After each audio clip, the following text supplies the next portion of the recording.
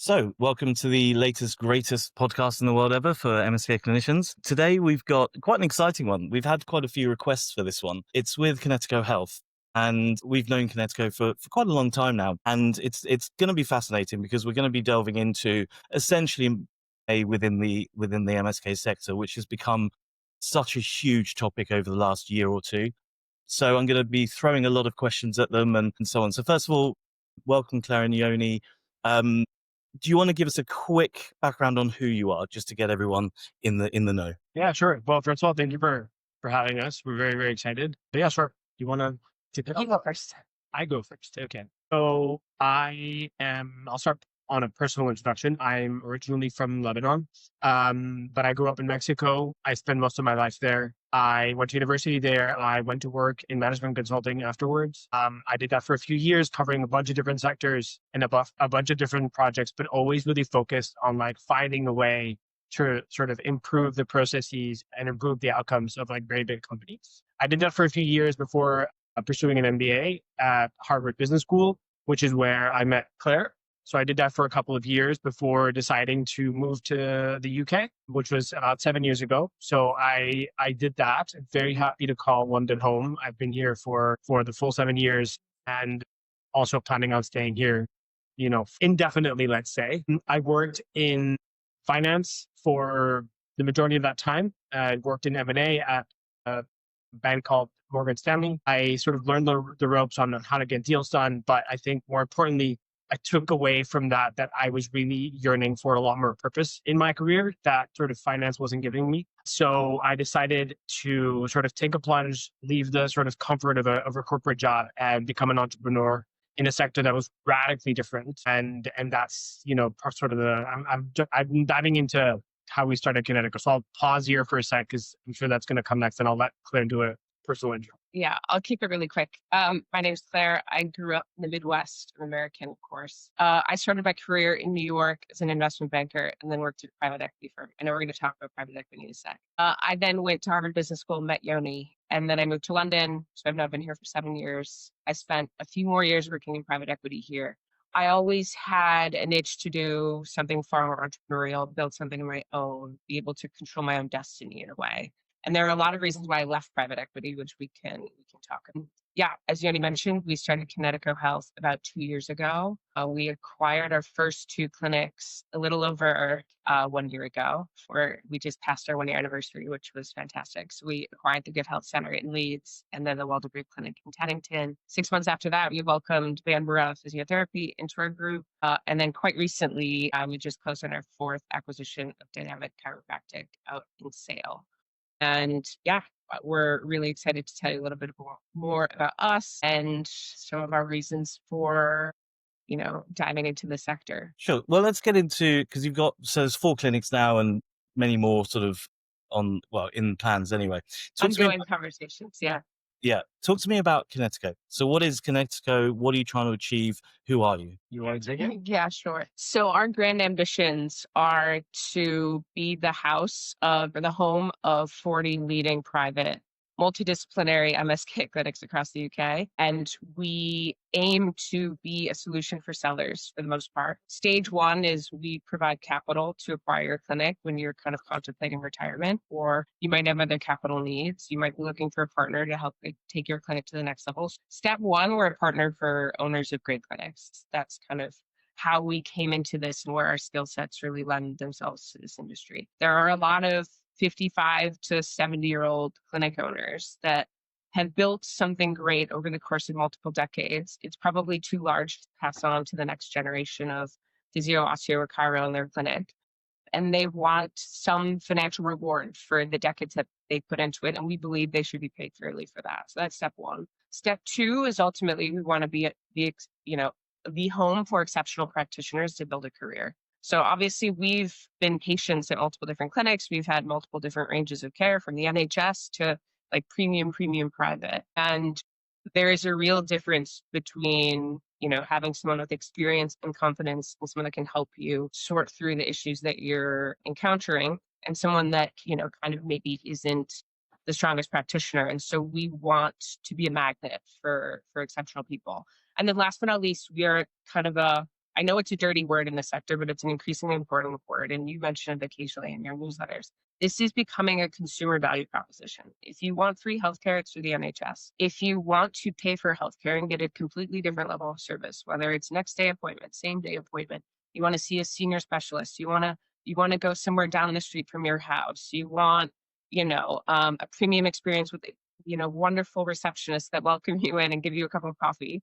That is not that is becoming something where we want to be able to speak to consumers who are patients. So for us, it's both, we're a seller value proposition, a practitioner value proposition, and then also importantly, we're just we're trying to have a public image. So oftentimes with the help of HMDG to make sure that patients can find the best practice for them. And Yeah. so we spend a lot of time helping bring in new patients. So there's been a lot of chatter in the industry and sector over the last year or two about M&A and private equity, and it's become a bit of a dirty word. And I've noticed quite a lot of pushback and negativity around it, which I think is absolutely crazy for the most part.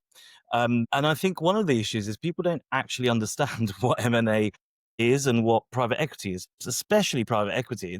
Everyone seems to be accused. It seems if you've got a few quid in the bank, you're buying something, you're suddenly private equity.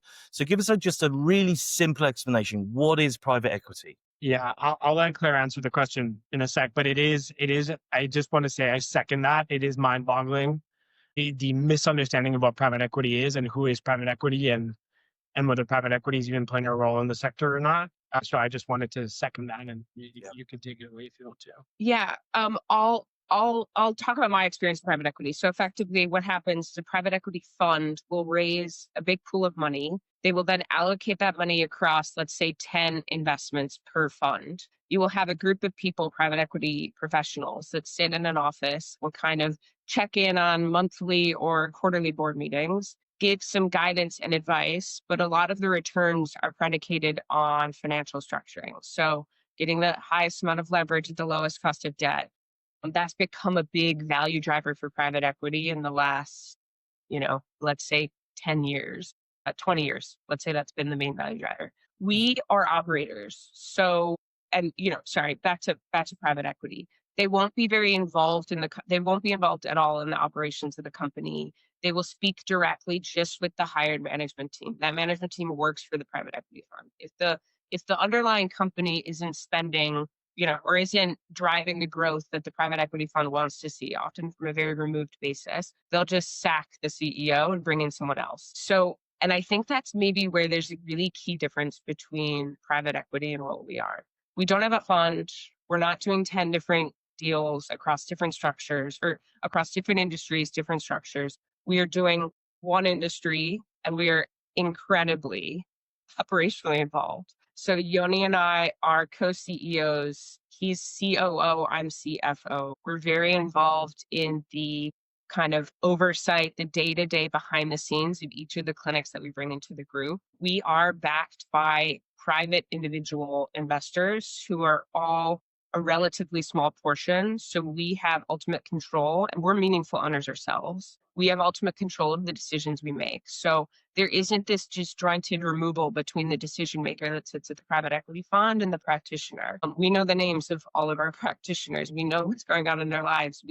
We're very intimately involved on a personal basis. And we also know that the decisions we make are going to affect these people. So we don't get to sit in the ivory tower and make just kind of returns-based decisions. We're also very long-term minded. So private equity firms are inherently very short-term minded. They have to perform over a short period of time, exit that investment so that they can return capital to their investors so that they can raise ever larger funds. We're not like that. We plan on building this for a long period of time. And we think there's a lot of opportunities, not for cost cutting and not for leverage in this sector. We think there's a ton of opportunities for growth, which has ultimately driven us to it in the first place.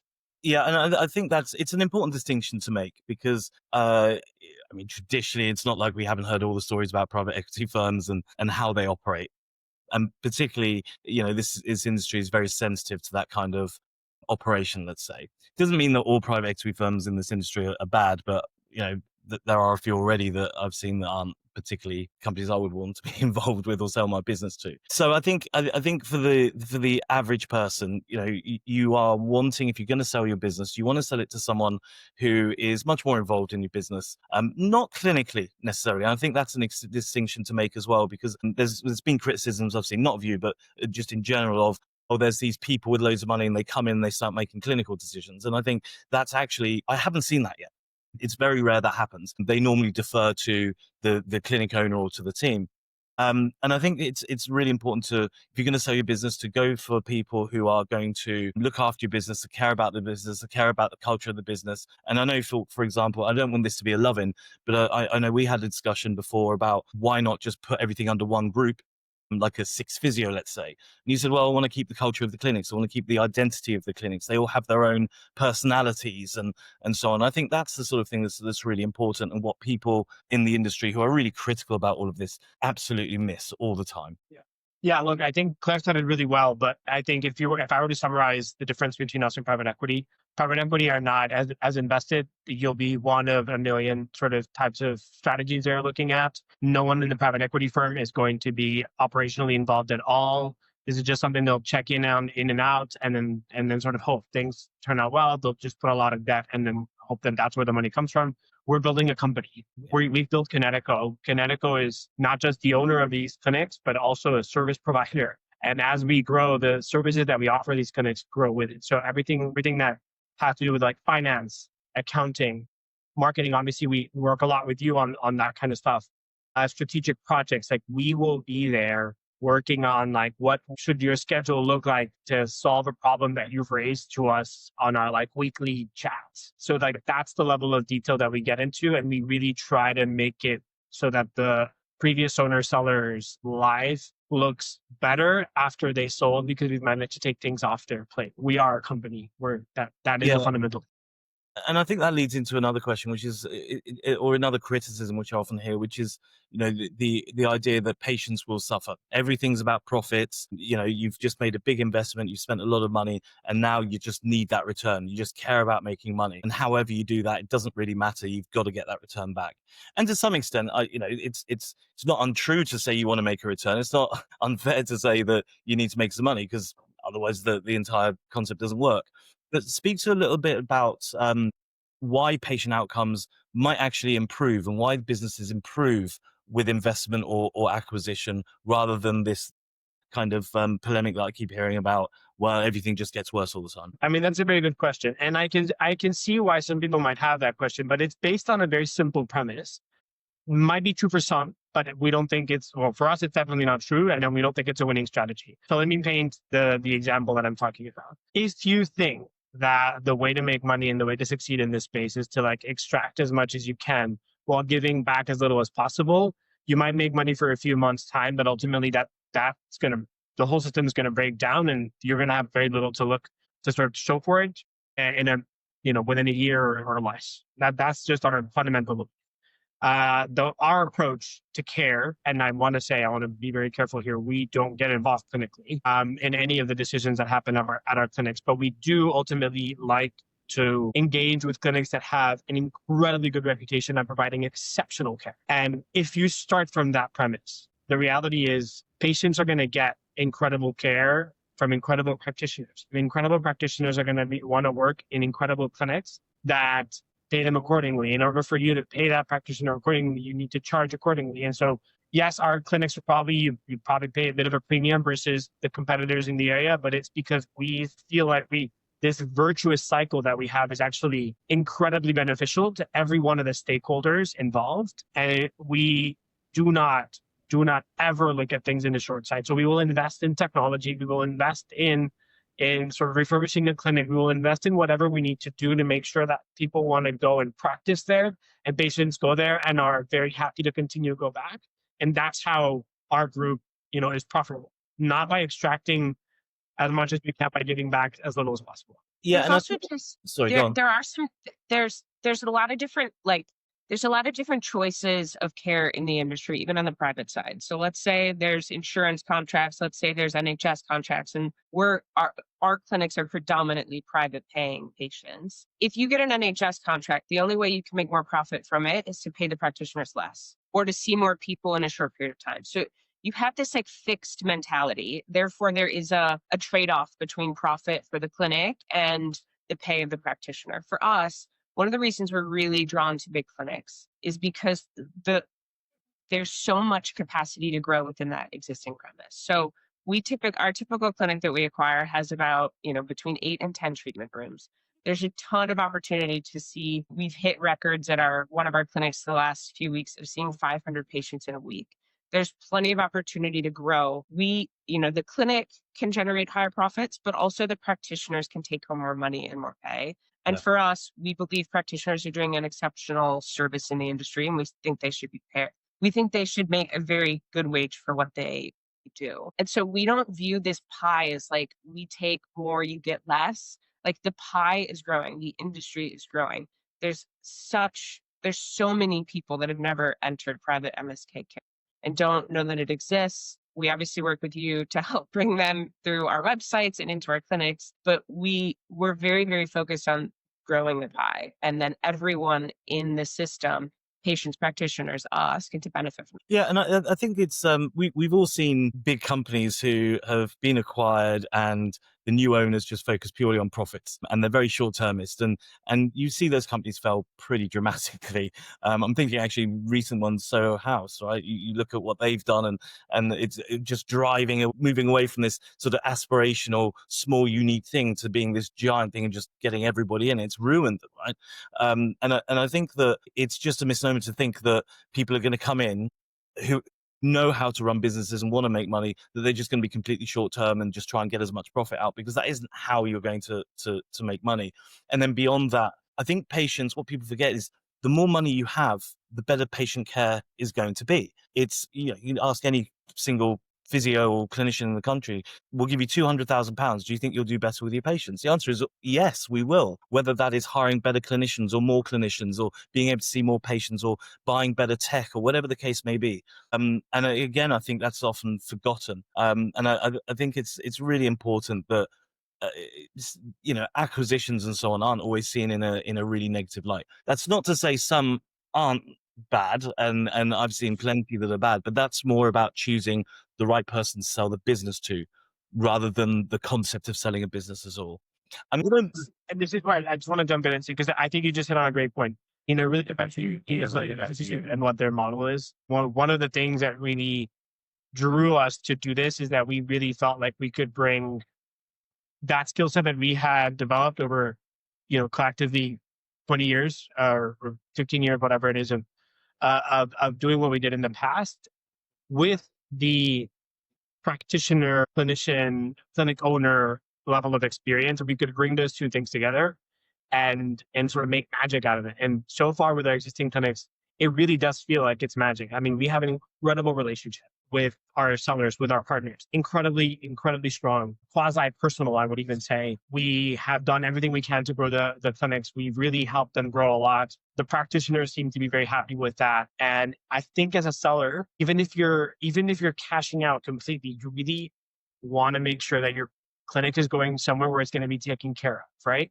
Yeah. And I think I pride myself in knowing that we've built a place where people should be very happy to place their company and, in our hands. And I can speak to that because when we were selling HMDG, I remember the first ever offer was from quite a large agency who said, we're going to give you a load of money, but we're going to fire everyone and we're going to consume the business into our own agency because we're essentially just want to buy the contracts. And we were like, absolutely not. It was just not what we were after, even though it was a significant amount of money because they'd obviously reduced their costs massively. And I don't know if you know the story, but when we started talking to Ben, we were going through the process and we were a little bit unsure. And at the time we needed a maternity policy and because we didn't have one. And so we said to Ben, can you create one for us? And it was a bit of a test. He knows this now. He didn't know this at the time. And he said, yeah, I'll create one for you. And it was so generous. And we were like, yeah, okay. This guy's not just out there to make a ton of money. This is actually more generous than we would have given. And that was, and it just showed it was so important to us when you're selling a business that you want the staff to continue, you want them to prosper, you want to make sure that your clients actually do really well as well. You don't want someone just come in and ruin things. And then beyond that, someone who actually cares, right? And I think that's probably one of the biggest things that you'll get from clinic owners, whether they're exiting completely and running into the sunset or not. They want to make sure that it's good people who are involved, because none of these people, they never came into being a physio or chiro or whatever to become billionaires, right? They knew that was never going to happen. They're vocational and they want to do good things. And I think one of the worst things to do, and I've seen it happen as well, is where you sell the business to someone who's or a business that just isn't particularly nice and kind of ruins that entire legacy. And I think that's something people really have to be careful of. And if you do it right, you end up with a better business than you started off with, because as none of us are, well, not talking about you guys, but us and clinic owners, we weren't business owners. We didn't get trained into it. We sort of learned, we pirated a lot of it. And actually having people come in from the outside and kind of go, yeah, that's a bit crap, isn't it? Maybe we can change that. And you're like, thank God, yes, absolutely. I want to get that changed. I've just never known how to make it more optimal or whatever. And I think that's where you can really get some help in improving the business as well. Well, and we've learned, I mean, I completely get it. I do think our sellers have, benefited from that, but we've also learned a lot from them, like an incredible amount. Empathy is something that probably lacked a bit in our previous sectors, and there's an abundance of that in the MSK space. There's this focus on care and focus on patients, which is very inspiring, and really one of the reasons why we left. We didn't have to leave our old jobs behind, but we did it because we really wanted to be in a place where you had something beyond just sort of business and then sort of a deeper purpose. We wanted to be involved in something like that.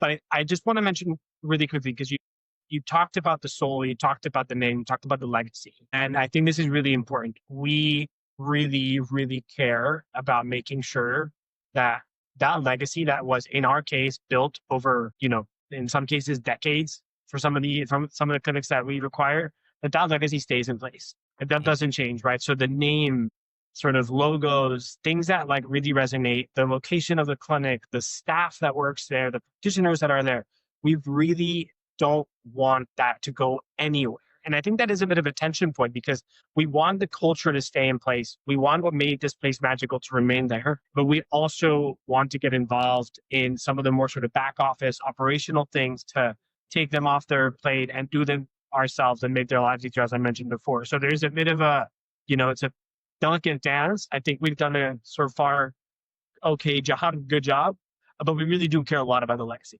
Yeah. One other question, and I think this is a tough one, because I think you probably agree. When you get a number of companies coming into the sector and they start rolling up clinics, it becomes much more difficult for the small, innovative, cool clinics to compete. You can outspend them. You can out-employ them, out-recruit them. And we've seen this in the veterinary space and in the dental space to some extent. I do wonder what your thoughts are on that, and whether you agree that rolling up of clinics can actually damage the industry, to at least to some extent. Do you want to take that? Sorry, the top one. No. I agree that it can happen. Obviously, MSK space is decades away from being as consolidated as veterinary. I mean, veterinary is so consolidated that the CMA is now involved. And actually, it's become so consolidated that it's a negative to kind of go see a group vet. Our industry, it's and I think it also becomes a challenge when the industry is more stagnant, when there isn't kind of this meaningful growth tailwind behind you as an industry to bring in more patients, to kind of attract more practitioners, et cetera. So again, whenever there's a zero-sum game, whenever there's a pie that is fixed, it is more challenging when there is concentration, because it inherently means you will steal from the little guy. We currently have 4 clinics, so I wouldn't necessarily say that we have the resources to meaningfully impact. No, I disagree with you on that one. No, I will disagree and pull you up on that, because let's take Leeds, right? Or maybe somewhere smaller like Greenwich. You have definitely the ability to outspend people. You have the ability to do a lot of things that maybe a smaller clinic with 3 staff can't do. That clinic is inevitable. Well, was going to say is inevitably. I don't think they are inevitably, but there is a possibility that they may suffer, whether that's because you can outspend them on marketing or whatever the case may be.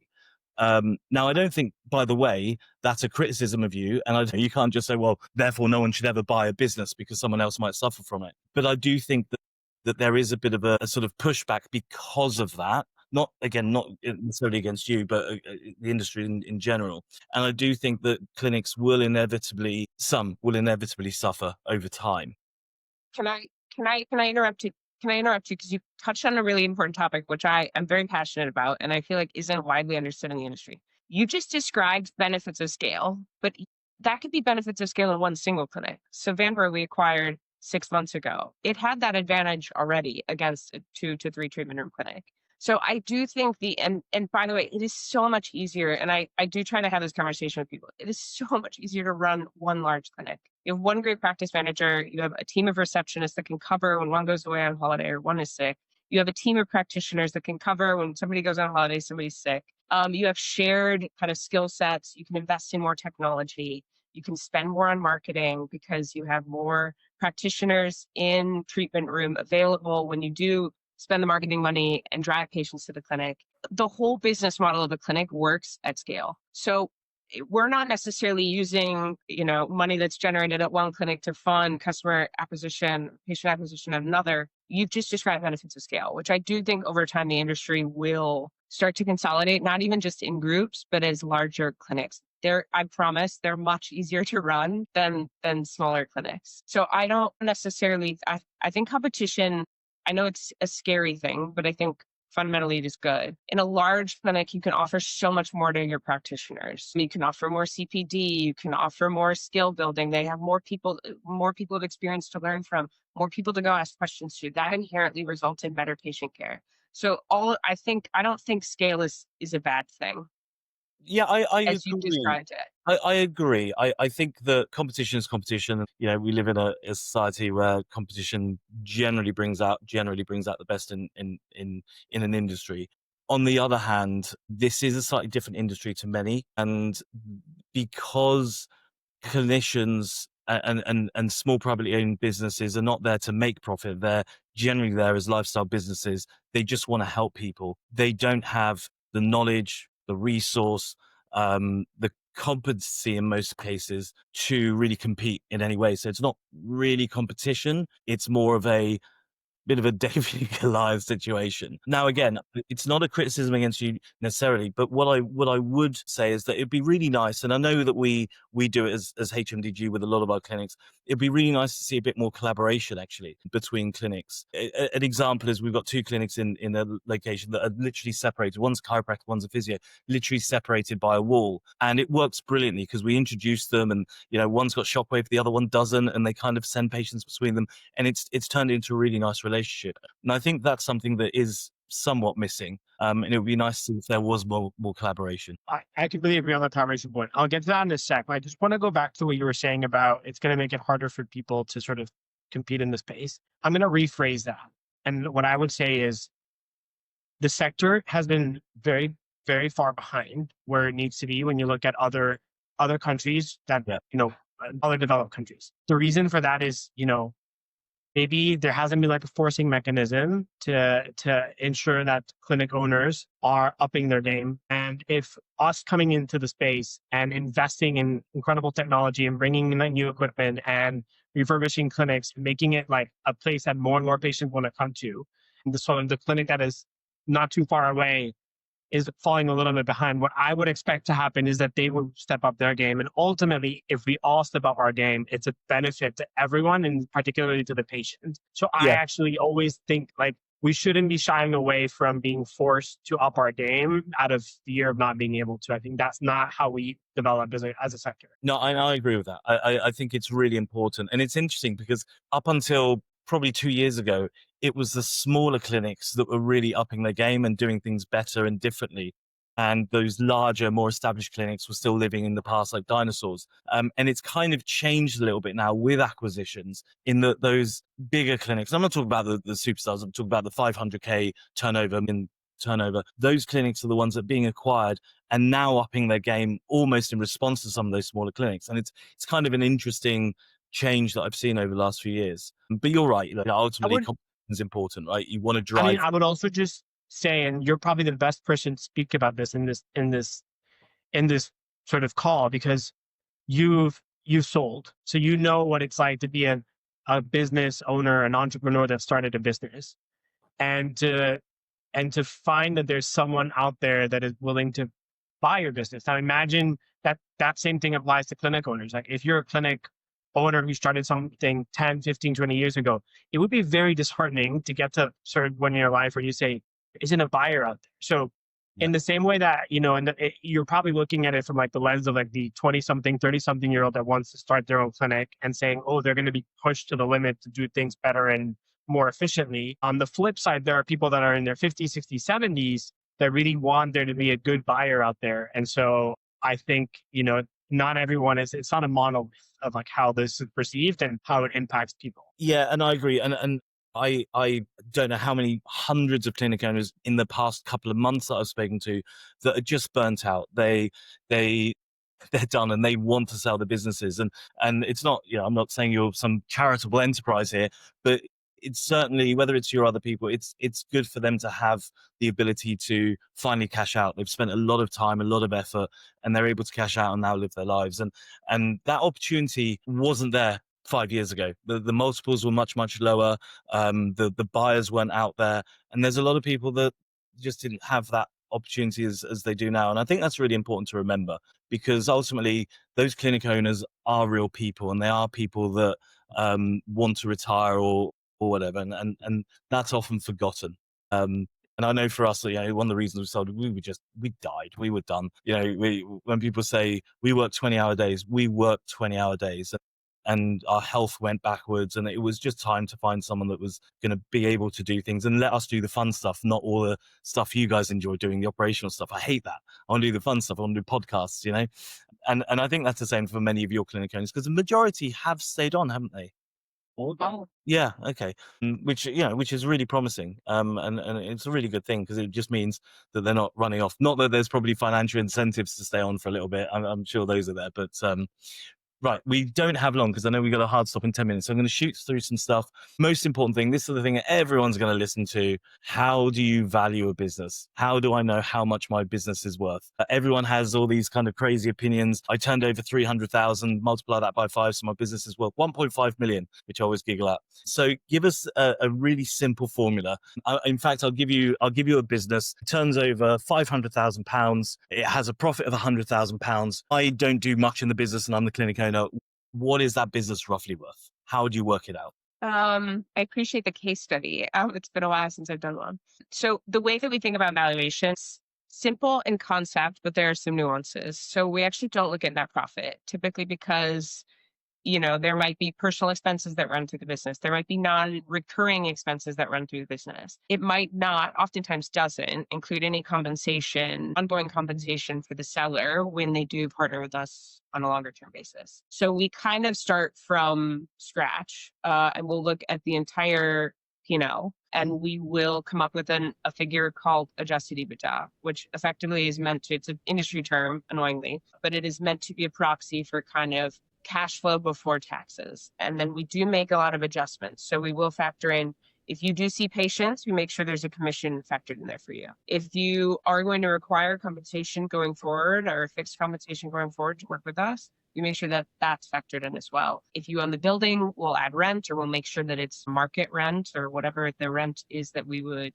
sign in the ongoing lease. We will add back certain things that are non-recurring. So let's say you replaced your whole heating system last year and it was very expensive, or a tree fell, et cetera, et cetera. We kind of give those figures back to you, and we come up to an adjusted EBITDA figure. Now, multiples in this industry, I know there's a lot of wide ranges that get batted around.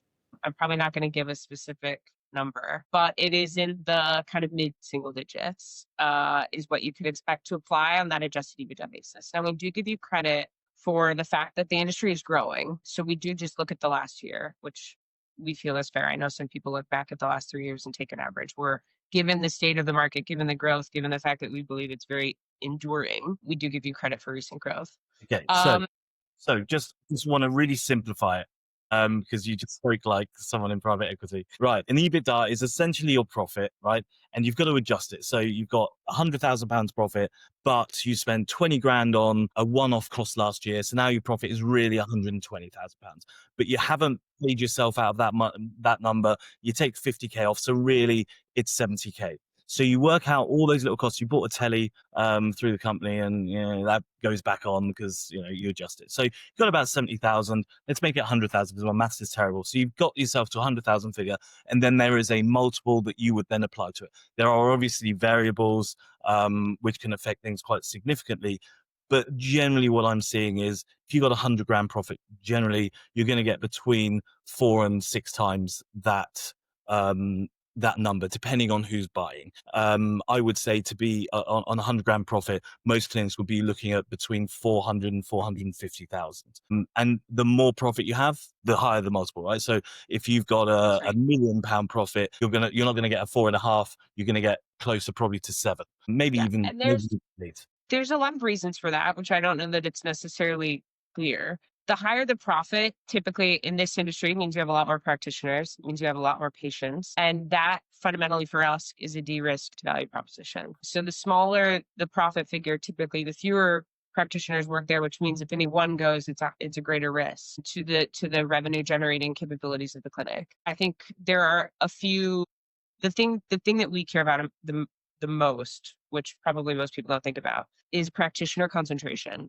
And people think a lot about seller concentration, but they don't really necessarily think about practitioner concentration. So one of the things that we really look for in terms of high quality clinics are number of treatment rooms. Again, we've talked a little bit about why it's easier to run one large clinic as opposed to a bunch of smaller clinics. So number of treatment rooms, number of practitioners that work there, practitioner concentration. So do you have 10 people where one person works 7 days a week, and then everyone else works 1 day a week? You'd end up with a lot of risk exposed to that one person. We care a lot about we care about number of practitioners. We care a lot about practitioner churn. So ideally, a practitioner has been there for a very long time. They're very happy to work there. They make a very good living there. And that's evidenced by the fact that maybe they've worked there for 15, 20 years, et cetera, et cetera. That's a very strong proposition for us. Yeah. We find that those people are just exceptional practitioners if they've kind of stayed put and developed their craft over many years. And then we also look for a wide patient base. So do patients come back? And coming back is not they need to come back this many times for us to be interested. It's more like they came back because they got great care from you and you have a great reputation. We look at things like Google reviews. So are you 4.9, 5 stars across hundreds of reviews? That's a really great sign that you're a great clinic and that you have a really great reputation. Do you find all of those things help move the multiple from 4 to higher than 4. Do you find that you speak to a lot of, I know I do, you speak to a lot of clinic owners who are just surprised at how little that they're getting for a business that they've run for 20 years and they just don't understand how companies are really valued? Yeah. And they seem to have round numbers as well. That people love the round number element of things, right? So, for some reason they'll have like a £1 million figure, and it's, why 1 million? It sounds like a bit random. Like, there's a psychological, emotional element, of course, to this whole process. It's actually exactly what we did. We came up with a number. I figured out how much I would want for the rest of my life, and it was like that number. And Ben said, "How much do you want?" And I said, "That's the number," and he pretty much agreed straight away. And I'm like, "Fuck, that was too low. Should have gone higher." But no, you obviously do get that. I think there's a lot of clinic owners that are actually quite disappointed with how little they get because they look at the effort they've put in rather than the fact that they're doing 40% of the revenue and the profitability is actually quite low and so on. I will say it is incredibly hard. We have a ton of respect for people that have built big businesses in this sector while also being practitioners. It is impressive that Ami built Good Health Center into what it is. It's impressive that Tom and Ricky built Waldegrave into what it is. It is a ton of work to be the top of your craft while also building a team of practitioners that work for you and stay for a long time. I'll tell you what else is that really impresses me is that these aren't businesses that have large profits, right? They don't have large net profits. And unlike some like us, we can go, you know what, this is a problem in our business. Let's hire 2 people to solve it. Let's hire a person there. Let's hire another clinic manager. And it amazes me that these clinics are doing really, really well, but they don't have the money to go and just hire people to fix problems. And they still manage to run things effectively. They're Yeah. actually, if you think about the startup world, they're actually very much like startups. They run incredibly lean compared to what most corporates would be doing. I think if you put most of these clinics in corporate hands, there'd be an extra 5 people doing admin. So I think that's always really good as well. I know we don't have much time. I've got one final question. And if people are interested, we will do a round 2 of this because I've got about 30 questions that I think would be really interesting for people. But this is one that I'm really interested to hear your point of view on. My feeling is that right now, because of the competition in the industry and because so many people are looking to buy, that multiples are way, way too high. They're higher than they've ever been.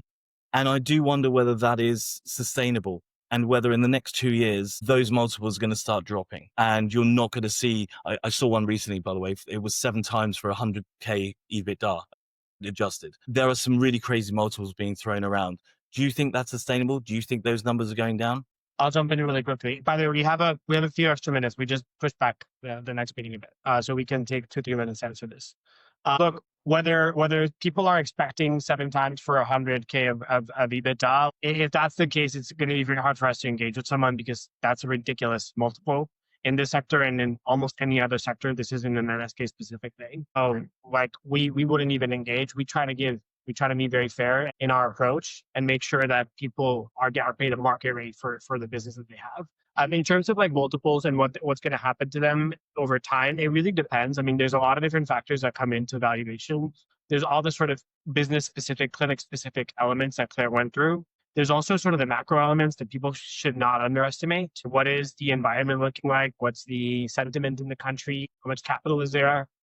Are we entering a recession? Are taxes going up or taxes going down? That really impacts people's appetite to invest in the sector and in the country more broadly. And we don't know. We don't have a crystal ball to say, this is what it's going to look like in a year or 2 years' time.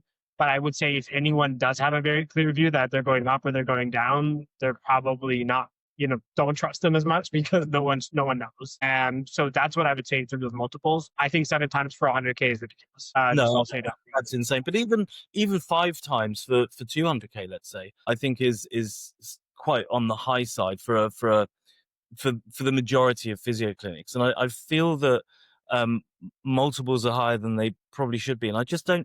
I've seen quite a few buyers who come in and they say, they've got 20% net profit. If we optimize the cost base and do this and do that, we're going to make it 40%. And I'm just looking at that laughing, thinking there's no way you ever make the money out of these clinics that you think you're going to make. It's just not going to happen. And I think the reality is starting to set on some of those people. And they've come in, they've bought clinics and they're like, shit, this is not working as I thought. This is much harder than I thought it was going to be. And I do think you're right about the macro environment. I don't think there's any doubt that it's going to become more difficult for business owners over the next 2-3 years. I think we'll see what happens in November, but I just feel that it's if I was a betting man, I would put a lot of money on things not looking as good. And we already know, right? BADR and CGT over in next April and whatever. So I do think over the next couple of years, we will see a slight drop in valuations. I've had a few clinic owners say, well, should I buy now? Should I sell now? Or should I wait? Well, there is obviously stuff in April that is going to have a bit of an impact. But beyond that, I don't know. I think it's going to be a value uncertainty, I would say, right? Like, again, we don't know what things are going to look like in a year or two. There's a lot of value uncertainty. And I think for most of the people that, at least all of our partners, luckily, none of them look at us or look at anyone and say we regret doing it at the time. If anything, we've heard some of them say, I wish I had done it sooner because there's a lot of value uncertainty. You might, valuations might go up slightly, but is it worth another 2 years of stress and hoping and wishing and praying that things work out? Maybe, maybe not. It depends on people's different risk appetites, but you cannot discount, again, the value of having something certain in your hand. And that's what we'd like to offer. Yeah. Okay. All righty. Well, listen, thank you very much. I think that there are so many more questions we could go into, and I think we'll probably do a part 2 at some point. But that was super interesting. And thanks very much for coming on. Thanks, Michael. Thanks Thank for you, having us. Michael. Cheers.